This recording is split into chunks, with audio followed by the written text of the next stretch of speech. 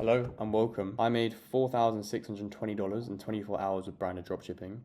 And before this, I was losing thousands. So I need to share this strategy with you, and it's not on YouTube. Nobody is sharing this type of value so that people don't make the same mistake and they can fucking see some crazy profits like this in a single day. Now, this is from my profit sheet. It's after ad spend, after cost of goods, and after refunds. And the strategy is very simple. And people who are literally at zero can go from 0 to 50K a month using this strategy with dropshipping, but only if you stick to it. Now, the strategy that we're going to be following is just one niche, a branded website, and you have customers have a high perception from the front end perspective. So the method that's outdated is testing 5 products per day. Because if you do this, you're going to get Shopify bans because you're going to get loads of chargebacks coming in, and there is no real growth in that. You'll have a store for about 2 months, and then you'll have very little profit margins and very, very dissatisfied customers. And then basically you'll go from 30% profit margins to 0% profit margins due to a bunch of refunds because you didn't do quality checks on the product. Nobody thinks you're a brand anymore because you're just testing so many fucking products and not even checking it. So instead, what we're going to do in this strategy, create a branded store in one niche, test 1 product per day in 1 store for 2 weeks, double down on the best stats and the best winners, see sustainable growth, profit month after month. And it's very, very simple, guys. If you build a branded store and you only have certain products in one niche to one target audience, then it's inevitable that you're going to see some sort of success in that because it's as if you're launching an actual brand based on the fact that you got a winning product from a competitor and there's plenty of you to test around with. Because everybody is just trying to test products that cost pennies. And so if you find a winning product and it costs pennies, then of course the products are going to be very, very low quality. So how do you expect a customer to like that product when it's basically just come straight from AliExpress? So you might get some good profits, 10, 20K profit in a month, but this will likely die down after month 2 or month 3. But you see sustainable growth on month 3, month 4, month 5, month 6 when you use this approach, because people like the products, they come back to you, they buy more. You can just rinse and repeat the products with new creatives. So the first thing you're gonna do, you spend a few hours doing product research. You can use dropshipping keywords like 50% off. And if you find any dropshippers, just see what they are using in their keywords and just put that into the search bar. It's as easy as that. You can just find so many keywords by just examining the dropshippers on Facebook ads.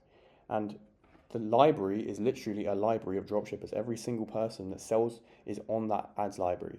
So you just have to filter out the dropshippers to the brands and the crappy shit that's on there.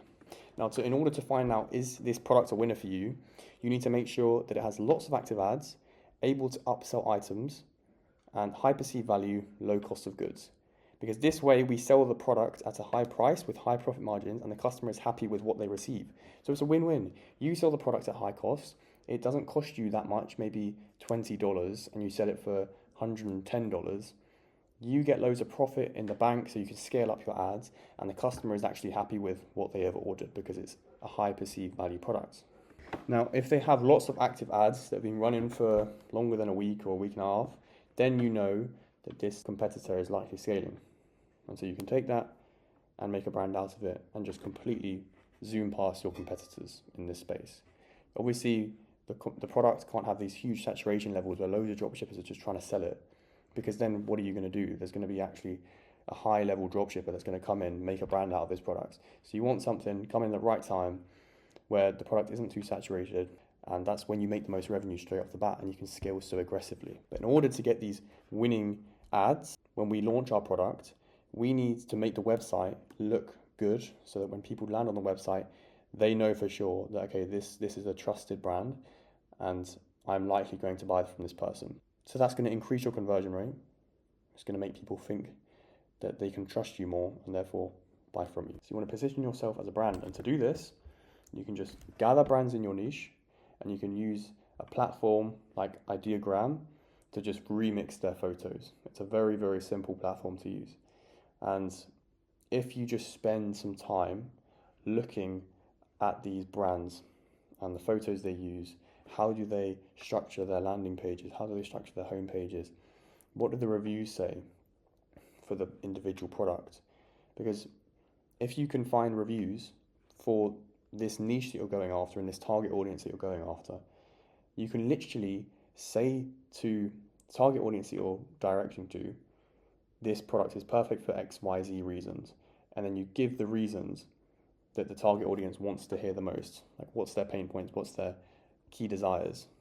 And you have to make them think that you are the only option on the market right now. So you have to go very, very heavy into that and mix that with the photos, and of course you're going to look like a brand. Happy customers, professionally shot photos. I'm going to show you an example right now because what I'm saying is the truth. I literally do this myself to make that type of profit in a day.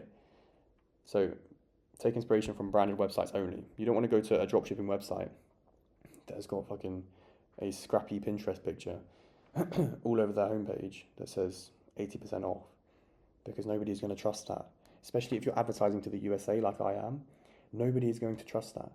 You need to position yourself with a believable offer, something that customers are going to really want to take up. So I got this photo from Pinterest. Like I said, it's low quality. And the reason this is low quality is because it's authentic. And it's come from a picture that I found on Pinterest that's just been shot on an iPhone and probably shared about 10 times. So the quality is low res.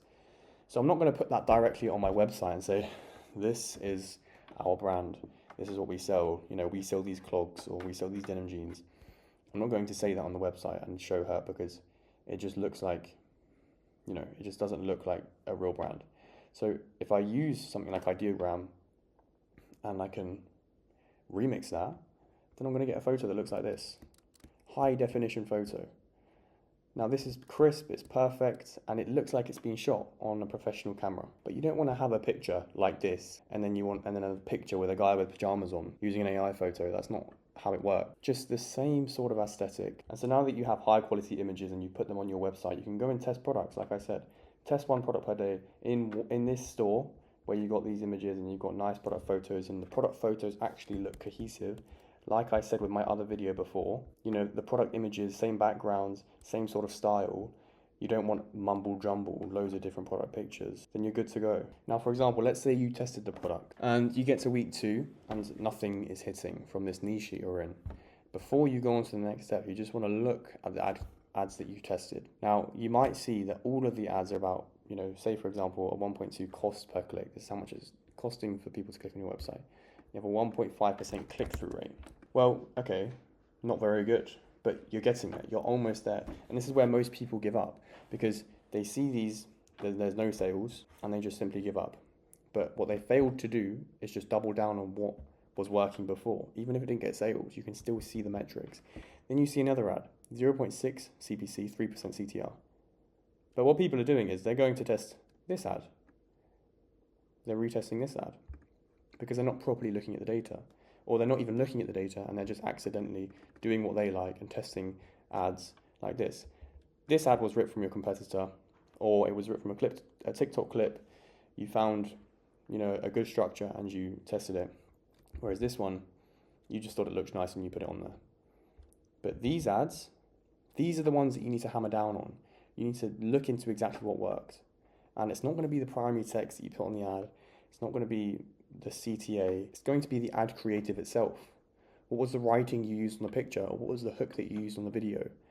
Then you just redo this hook, reuse these words and put it onto another picture. It's as simple as that. And that's just the exact process that I've used over and over and over again in order to make profit like that in a day, because now I've got a few winning ad creatives that I'm scaling that make me that type of profit. And now for me, it's just repeating the process. And for you, it's just time to implement.